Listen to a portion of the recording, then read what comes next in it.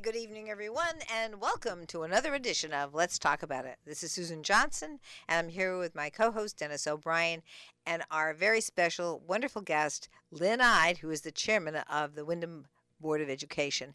And I just can't say enough about the amazing work that she's done and the wonderful thing that she does for community service here in Windham, and also her great experience all throughout the state working for the people. And, our chairman, Lynn Ide, has been on the Board of Finance. She's been on the council, and now she chairs the Windham Board of Education.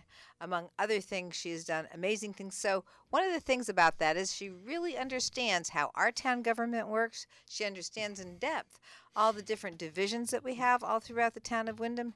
And she also has done work all throughout the state of Connecticut, and she understands how the state works as well. We are very, very fortunate to have Chairman Lynn Ide here with us tonight. Thank you so much for joining us. Thank you very much, Susan and Dennis. It's so nice to be back on the show with both of you. Thanks. I think the last time you were here, you were the host of the show yourself with Tyler Griffin. Oh, that could be. I think so. We were on vacation and we asked you to co-host with Tyler. Oh, that was a while ago. Yeah. We thought it was a good match. We had chair of the Board of Ed, chair of the Board of Finance, which is he's always like to get the inside information about what's going on because there's a lot going on. There's always a lot going on in government, and it's good for people to know. We want people to know what's going on, and we're not trying to hide anything. I had the great pleasure of serving with Lynn on the Windham Town Council for probably 4 years. Probably. I was on for 6, and you left before I did. Yeah. You left because I left to go to the Board of Ed. I suggested it. I don't know if it was my suggestion you acted on, but I said, Lynn, I think you should go and chair the Board of Ed. I think, and you know what? You were like Earl Warren. Earl Warren went on the Supreme Court. He wasn't the Associate Justice. He went right to the chair and did very well. And then the current, chair of the Supreme Court, presiding chair, I can't even think of his name because I don't like him, but he had the same path. Justice Roberts. I think he went right on to the chair, to the chairmanship. And anyway, Lynn, you've done a great job as chair of the Board of Finance and also chair of the Board of Education, and we're so pleased to have you here tonight to bring our listeners up to date on what's going on with education in Windham, and I know it's a lot. Yes, there's always a lot going on with education, and to your points about my history serving on various boards in the town, I started before the town council on the Board of Selectmen before we had charter change. So I'm a little bit like Goldilocks. That's what I say to people. I've tried out all the different boards to see what they're like. And I will say that the Board of Ed is probably the most challenging of the boards in the sense that you have a huge responsibility for the education of the several thousand children in the town of Windham, and it's also a position that can be beloved and also reviled. People can be very upset with you sometimes because we're dealing with people's children, and we're the biggest budget item in the town. So taxpayers watch closely what we do, and there are so many things happening in education that it's a lot to keep up with. And I will say that the town council was fun, because more fun for me in the sense that it was a bunch of different topics that you dealt with, and subject areas. But I will say that the Board of Ed has been extremely rewarding, and we're really making a lot of progress in this town on education for the children of Windham. That's great. I really am pleased to hear that, because I think that we're a lot of the work with education requires that the local boards of education work with the state, and that the state legislators understand the differences between the different communities. And just like the council or the former Board of Selectmen, we have a very, very different community here. And we do for the town, and we also do for the Board of Education. We are an alliance district, and so we have a different way of funding the Board of Education. And we are a town that has the highest percentage of students with a home language that isn't English. We also host the homeless shelter for the region, so some of the students that are in our school system are homeless and suffering from trauma due to that. So we have a lot of differences that other towns don't have. So that's in addition to what you have to manage. So when as your primary job, as you know, is managing the superintendent of schools, but that superintendent has to be sensitive to all these differences. I think we have a lot of demographic similarities between the larger cities, even though we're a mid-sized town, but there's a lot of promise and strength in that. The fact that we have so many children in our district who bring other language backgrounds to their learning, and the fact that we're the only district in the state that has as many dual language programs as we have, more than anybody in Windham, in the state, and we also have the Compañeros, the two-way dual language program. Oh, Dennis is wearing his Compañeros shirt, and their 30th anniversary was last year. All three of my children were graduates of that program. It's a wonderful program. But I will say, when I was at the high school graduation this year, it was very promising to see that I think it was close to 40 of the 160 or so students who were graduating with their seal of biliteracy, which means that they are completely bilingual in Spanish and English in reading, writing, and all the complexities that goes along with that, not just the spoken language. So they're going to be in really good stead moving forward in the job market and in the world. It's a really big deal. It's a huge deal, and it's also, so as you said, the world. And I always say, because we have multilingual students here, this helps us with our relationships internationally, and our economy is international. And so this is one of the things that we do. The other thing that I'm very proud of that we do in the Board of Ed is the early college opportunity, where students can get college credit while they're getting their high school diploma. Yes, there are a number of students at the high school who take advantage of the early college programs and sort of have a leg up when they are moving on to post high school education opportunities.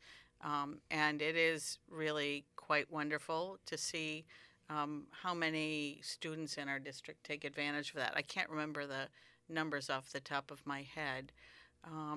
The other thing that I think is very promising in our education world right now in Windham is the fact that Natchog School right here in downtown Windham has, over the past several years, received more awards than one can possibly imagine. In fact, on Wednesday night at our meeting, they announced that they had received yet another award for health, and for overall, social and emotional learning, climate, as well as physical health.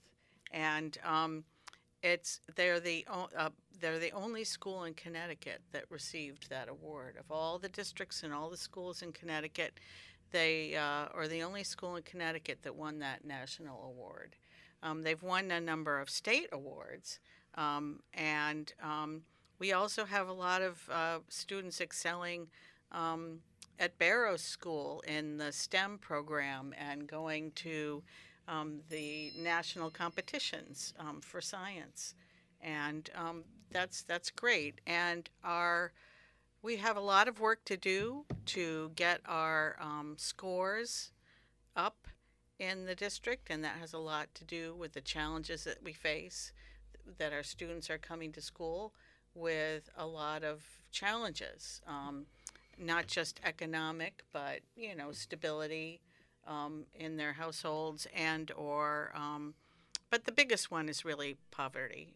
We have a lot of children in our district whose families are below or close to the poverty line, and we are making good progress. And in fact, we're beating out some of the other districts, not just districts that have the same demographics as ours. We're beating out some of the state averages in our growth, even though we're not as high as we should be. Our goal is to get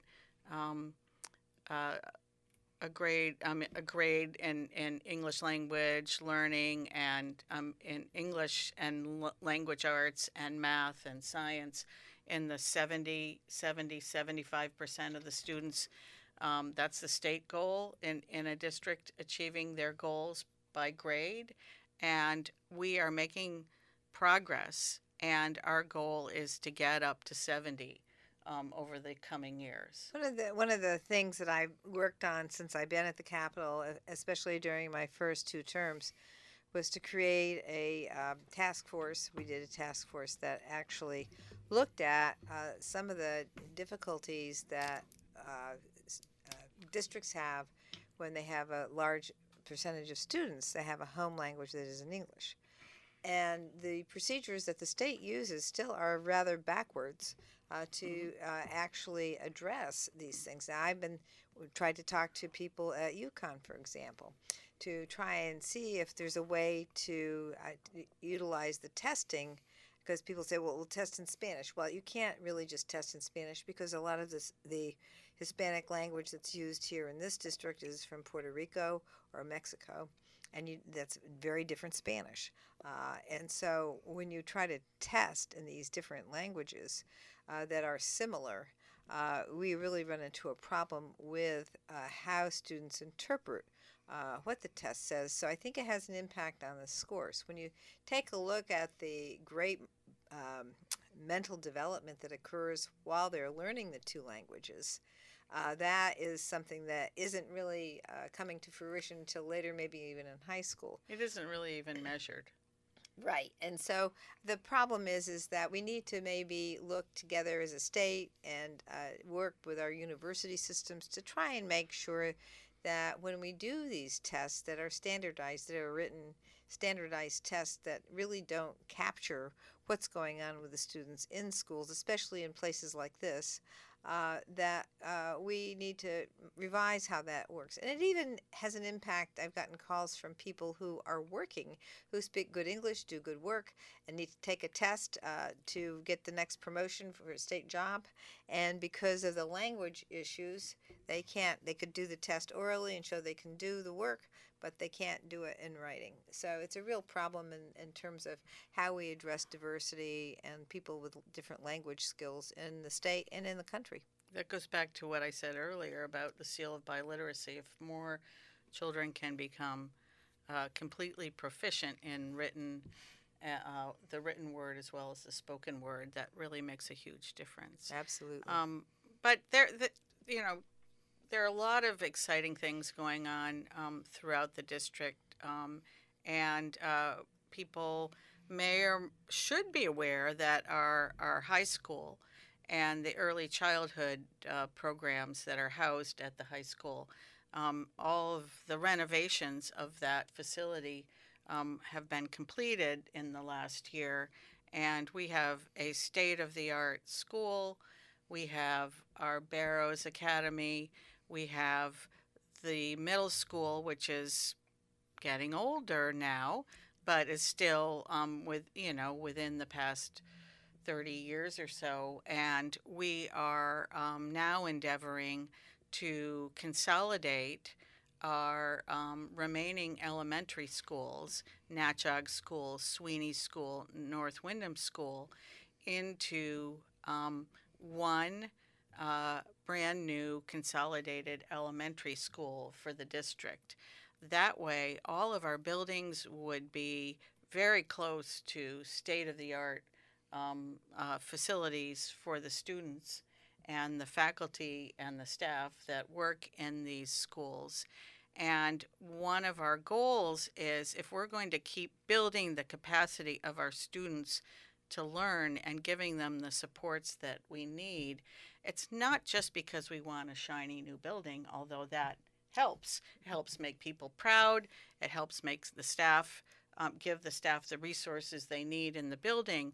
But there's a lot to show if you read into what makes a successful school district, is that consistency in curriculum and the way that curriculum is delivered to the students, and the ability of students to be taught at grade level and get the range of supports that they need to succeed, are greatly increased if we can have all the second grade teachers in one building together, working with the group of children in second grade, for example, to offer them the range of things, to have all the additional services that we provide to students who need those additional services, all in one building, to have learning communities set up in such a way to encourage the students to explore their individuality and also be a part of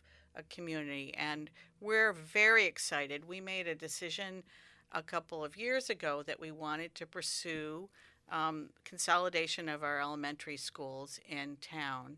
And to that end, we've been working on it, and we have submitted a proposal to the state. We did that on June 30th of this year for permission and funding from the state to build one consolidated elementary school. And I want the listeners to understand that we will need the support of the community in order to do this. In fact, even if the state approves it, we can't move forward and do it unless the voters approve it also. And the town council in June decided that they wanted the referendum on the consolidated elementary school to happen on November 4th, which is the same day as the upcoming municipal elections. So we do plan on doing a number of online and in-person community forums around town after Labor Day to educate people about the benefits. We estimate that it will save us $27 million over a 10-year period in staffing costs by consolidating the school.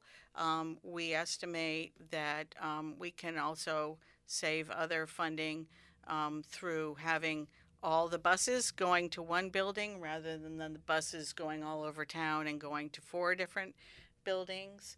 We will save money in other ways too. So we really hope that we can get approval from the voters on November 4th. That would be great. And I think that the other thing that I think of is because we take a look at this, and of course we support Senator Flexer and I support the idea of having one new elementary school that has all the advantages of a newer school that other towns have. But also, it will take the burden off of the town to maintain and keep these four buildings going by having just the one elementary school for the students. So having one new school, and of course there will be uses for the other places as well, and those things will be done over time. But there are a lot of suggestions already for the other buildings, but we have to first establish that we can build this new elementary school and provide this opportunity for the students. The other thing that I really like about this, and you mentioned a lot of great things, in addition to, from my focus, the maintenance of buildings and those kinds of things that will be off the plate of the town once they're put to new uses, is the idea of having the students spend all their time together. So instead of having them in 4 separate schools and then going into middle school all at once, they'll be together all the way through. And that continuity, I think, will go a long way towards making sure that they have friendships, that they have, the stability of, which is so important in education, of being together all the way through from elementary school, middle school, and then to high school. I just think that that makes a big difference. It will give us a lot more flexibility too. So, for example, if a child isn't doing well in a classroom for some particular reason, we'll have all the classrooms for that grade in that school, and we might be able to move a child around to a classroom that might be better suited for them. But sort of the pedagogy, the sort of teaching of students, there's a lot to be said if you read about districts that are succeeding, of the teachers and the staff being able to work together and share together and be held accountable by the administration in a more uniform, consistent way. So we're hoping that this succeeds. It will cost, we estimate, about $144 million, but with reimbursements from the state, the local portion for taxpayers would only be $28 million of that, the estimates show. And we're working with the town now to figure out when that 28, if it's approved and the 28 million is bonded, what that would mean for taxpayers over time. And we're trying to true that up against what it would cost us to physically maintain the 3 remaining elementary school buildings that are operating right now. So, Dennis, I mean, we've been chatting away over here. Is there any thoughts you have on this? I just thought our listeners might think that I wasn't here. Yeah, I have a lot of thoughts on it, but I have a lot of thoughts on a lot of other things pertaining to education. But yeah, I mean, I think it sounds like a good idea. I think it's, I just hope it passes, and that's important. It's got to be passed. I don't know that. I'm trying to think whether, as a town attorney in many towns, I'm trying to think whether it's required to go to referendum on something like this. Maybe the state requires it. Yes, the state requires it. I think it has to go to town meeting anyway. The state requires us to set a referendum. A referendum, okay. Yeah, when we submitted the application, yeah, we had to have a resolution passed by the town council. Oh, I know. Setting a date. I remember what we went through with the setting a referendum date. In fact, you and I were involved in the a vote on the to go to a referendum on the high school. On the high school. Yeah. And we had to file the application by June 30. Yeah. I remember Murphy Sewell called me. He was, I think, chairman of the board at the time, and asked me to help spearhead it. And we couldn't get it on the agenda. And you and I and James Flores signed. We were the 3 people who forced it onto the agenda. And it went, and it did get on the agenda, and the rest is history. It was a great project.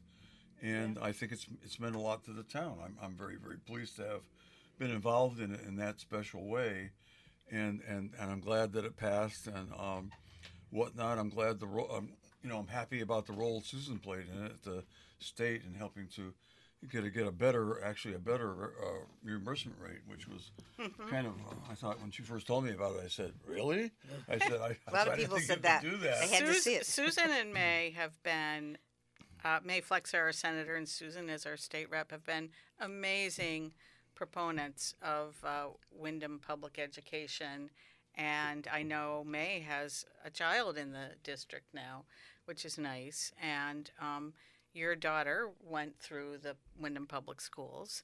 I do want to say that there are members of the town council who have been very supportive of this, and others who are probably a little concerned about this, but I don't consider this to be a partisan issue. People may not know, the listeners may not know, that we have 4 political parties on the Board of Ed. We have Democrats, we have Republican representation on the Board of Ed, we've had Green Party representation on the Board of Ed, and Bottom Line Party representation, and across party lines, we've been supporting this project and supporting the education of our children together. And given the budget challenges that we have, that hopefully we can talk a little bit about the upcoming budget referendum, it's really important that we move forward on doing things that will use our resources in the most efficient and effective way possible. Absolutely. We've got to go for a break right now. We're getting the word from Mr. Rupar, but I just wanted to finish this up by saying I've said on this show for decades that most people may not be aware that most issues that come before local boards, education, town council, board of finance are not partisan issues. The partisanship comes in the form of the election. In fact, I used to be the person that swore everybody in a long time ago when I was chairman of the Democratic Town Committee. And I would always make a little speech and say, the election's over now. We all have to work together. And the Republicans would say, come on, Dennis, you don't really mean that. I said, no, I really mean it. I really mean it. So we're going to go to break now. We're going to come back with Lynn Ide, chair of the Board of Education of the town of Windham. We'll be back talking to her about some more interesting issues involving education in Windham, the most important thing that government does here. Hey, welcome back, everyone. This is Susan Johnson. I'm here with my co-host, Dennis O'Brien, and our very special guest this evening, the chairman of our Windham Board of Education, Lynn Ide. But before we resume our chat about the Board of Ed, I just want to remind everybody, I know you've heard this on WILI for the last few days, in our neighborhood, in your neighborhood, there will be a police training exercise on August 16th, which is tomorrow. That's Saturday, August 16th. And it's going to be an emergency response drill. And you're going to hear loud noises. You're going to hear you're going to see a public safety presence, which we're thrilled that we have here. We're going to see helicopters. We're going to see ambulances. We're going to see police cars. We're going to see all of that and hear a lot of noise, even sounds of guns going off, because they have to do these training exercises.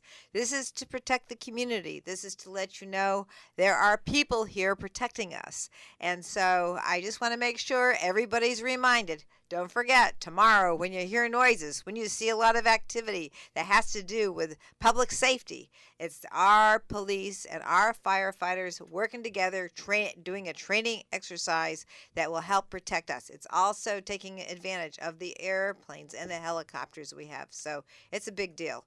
And a lot of it will be centered at the high school.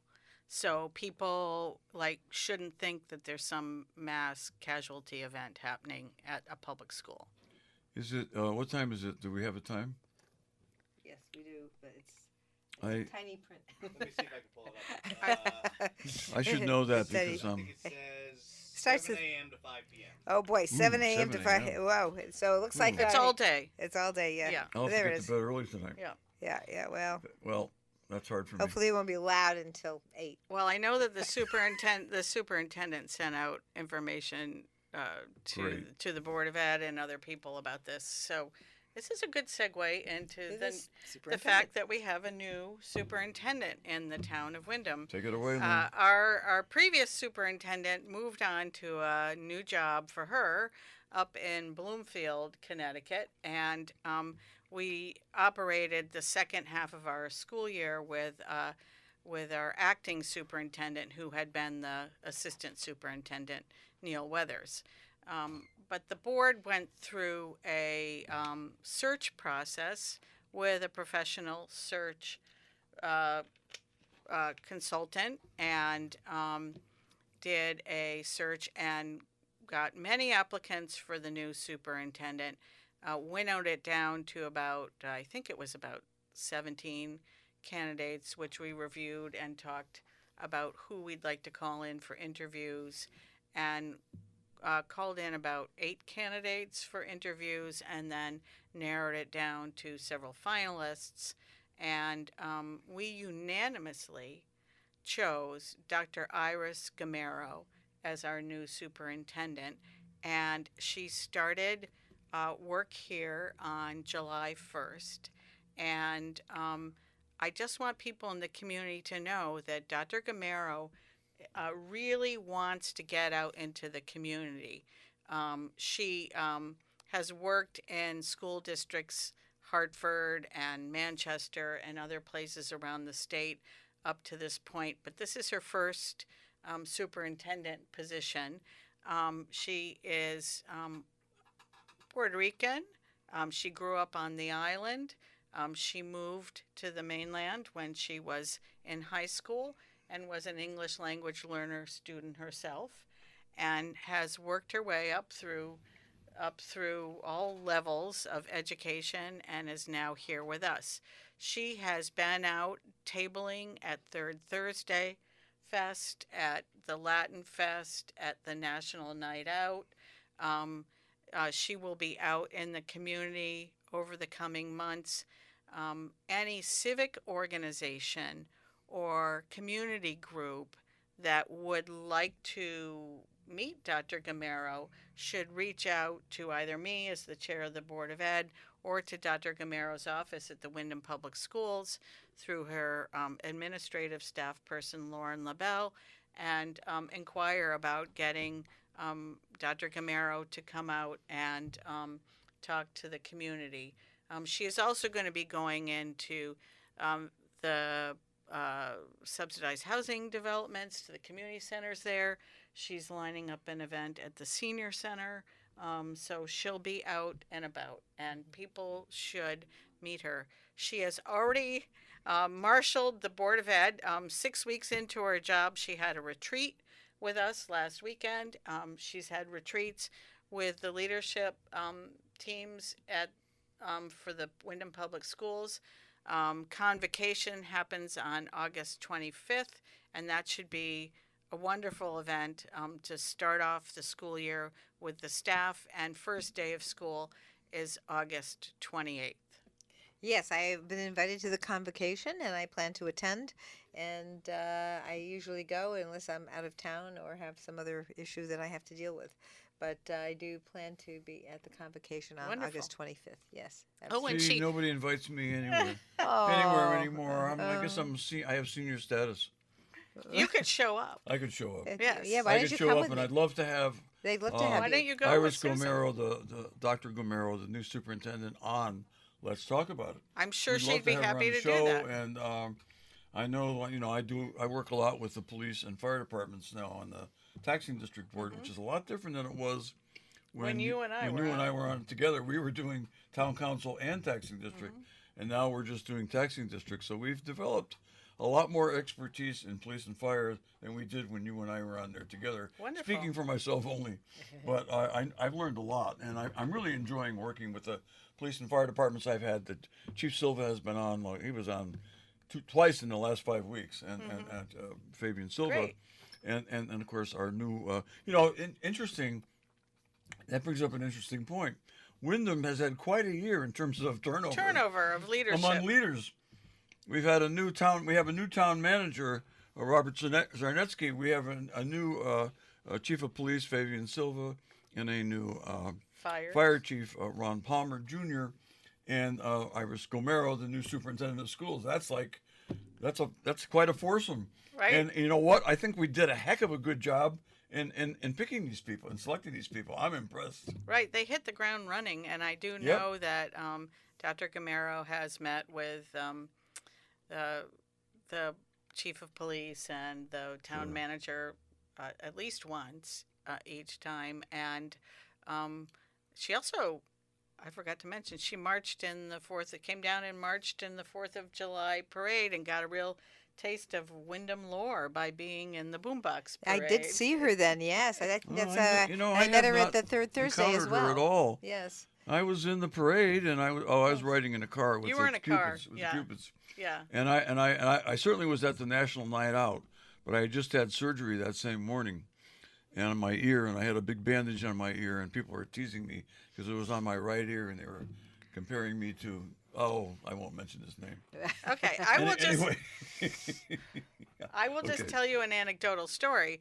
So she's only been on the job since July 1st, and she told the board last weekend at our retreat that she stopped at a local gas station convenience store to pick up a snack and whatever. And while she was in there, people came up to her and said, "Oh, you're the new superintendent." Isn't that So great? that's pretty good. That's that, pretty that good. she's getting Yeah, recognized in the yeah. community by folks. And That's speaking Well- of that too, I mean, I just have to mention President Ismaili, Eastern Connecticut God. State Oh, yeah. University, Yeah. also a new another new leader. yes, And yeah. he's been on our show. Yes, he he got on has. our show right after he got here. yes. He's great. Yeah, he is I'm really great. We impressed have with him. fabulous people here working in the town of Wyndham. We are lucky. We always have had a lot of fabulous people, Yes. but I think we're doing better and better all the time. Mm-hmm. This is great. Very, This very is great. good. It's great. Excellent. You know, it's great to have. You know, we try to be, give it to you straight, but we are a positive show. We are not a gotcha show. We don't go out to, we're not trying to nail anybody. And I think there's so much good that goes on in this town of Wyndham that we have guests and things to talk about all the time. Yes, we do. And the other thing about our town is it's very, I keep saying this, but I hope that it resonates with people. We are a very different town from almost all the towns in the state of Connecticut because we have all these different districts. We have all these things that we do where we support the state. We have university systems, hospitals, nursing facilities. We have 2 rail lines. I mean, we have an airport. Can you imagine all these things and 25,000 people doing Right. all this work for this We have all region? these things, and having worked in myself Uh-huh. in bigger cities Yeah. throughout the state in my career of 45 years doing that, I do think that the exciting thing about our town is that the size makes it manageable to get things done. And so I think, with people working together, we can, across the boards, with the different departments in town and the other sectors in town, we can really achieve a lot for Wyndham residents. You have just hit the nail right on the head. It is just the right size. It's manageable, and we have got a lot of talent here throughout the town. All we have to do is do our best to work together. Yeah. That's what it's all about. And when we work together, we are unbeatable. We can do it all. Thank you for that. That's Yeah, great. no, working together is really important, and the smallness is because we know who we are. We all make ourselves available to the public. We all try to make sure that people know that they can contact us about whatever issues, and being available, having WILI, Mhm. having We have a lo- radio station. Yeah, Amazing. We got a And local we still radio have the station. newspaper, And we have a even newspaper. though they're not as good as they used to be because they don't have the people They're anymore. not right here in town, but they are providing a local Yes. news for our people here. So Right. we are a very blessed community, having all of these local things, so you can figure out how to get in touch with somebody to get something done. Mm-hmm. Absolutely. Just because we work together, I want people to know it doesn't mean we don't disagree among ourselves sometime, but it doesn't get personal. It's all about issues, and the issues are not simple. Government Right. does a lot, and it takes a lot of people. It takes a village. It takes a village. Right. And I hope that the listeners realize how many people across the multiple parties decide to run for office and then, once elected, work as volunteers on these boards and committees. Thank you for that, It's yes. I was on the phone with an upset grandparent of a student in Wyndham Public Schools earlier this year, and she said, "Well, I don't understand why you just don't get it done. You work for the district." And I said, "No, I don't get paid a cent to Right. do this, and neither do the other board members." And she didn't know that. Right? They mean, think that you're making money. Right. Right. Yeah, So, yeah, and that's much different. speaking of money, Yes. I cannot leave today. Good wi- segue. without doing a plug for voters in our town to get out on September 30th, and the town of Wyndham budget and the Board of Education budget both failed on May 20th, and under the town charter, the town council went and set a mill rate for the coming year so that we could move forward with tax collection to fund the services in our town. And the Board of Finance, which oversees the budget process, has decided to go back to the voters for a vote on September 30th. And this is another chance for voters to let their voice be heard about the budgets. I just want to stress to folks that the budget we've been given by the Board of Ed is essentially a 0% increase from our last year budget, which means that they're asking for no increase. So I certainly hope that the voters will go and support the budget. I also do know that I want folks to understand that under state law, we are not allowed to make our budget for the Board of Ed less than it was the year before. So 0% is the baseline for moving forward. And I want voters to understand that the staff working for the Windham Public Schools decided when they knew we were going to be getting a 0% increase to put a budget freeze on last year's budget and endeavor to carry over as much money as possible for the next budget, which is allowed by state law. We have about a $3 million difference between what we, as the Board of Ed, feel that we need to operate our budget and what the town leaders through the Board of Finance gave to us. So we've endeavored to close the gap with that 2% set aside. We also got a legislative grant from the legislature due to the work of our legislative leaders here in town of $250,000 and an increase of special education and expansion money of $423,394. But we are also endeavoring to figure out how to get to zero. And so far, we've cut 15 positions, and we've assumed that we're not going to fill about $243,000 worth of positions through attrition. So when a position is vacated because somebody leaves in the summertime, we're trying to juggle around staff to cover what we need to cover, but not hire any new people. And we have put a freeze on some other budget items. All that being said, we've gotten down of the $3 million difference. We've gotten down to, we still need about $161,000 more, and we're going to be talking to the Board of Finance and the Town Council about how we might be able to make up that difference. I'm loath to tell voters that with this 0% budget, it looks like we may have to get rid of middle school sports programs, eliminate field trips, and eliminate all the clubs in our public schools. That is one of the ways that we will be able to make up the $161,000 without cutting more staff, because the last thing we want to do is decrease staff support through teaching and paraprofessionals and counselors and other people that are needed on the front line of providing education for our children. And the Board of Ed feels sick about the fact that we may have to cut these things.